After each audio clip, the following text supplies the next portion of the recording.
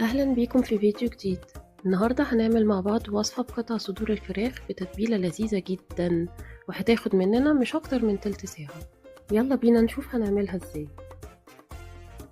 هنبتدي بالتتبيلة، وهتكون عبارة عن زيت، ويفضل يكون زيت زيتون، صويا صوص غامقة، صوص الأويستر وده طبعا اختياري بس بيدي طعم حلو قوي، توم مفروم، فلفل أسود، بودرة بصل، زعتر.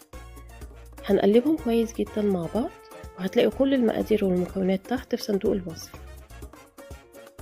ودلوقتي هنضيف قطع صدور الفراخ المتقطعة بحجم متوسط، يعني مش كبيرة قوي ولا صغيرة قوي، ونقلبها كويس ونتأكد ان كل قطعة اتغلفت بالتتبيلة.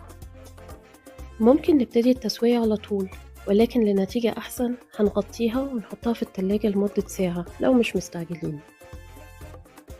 ودلوقتي في طاسة على نار متوسطة هنحط الزبدة، وأول ما تسيح نحط الفراخ ونوزعها كويس في الطاسة، ونسيبها لمدة 7 دقايق، وبعدين نقلبها ونسيبها 7 دقايق تانيين.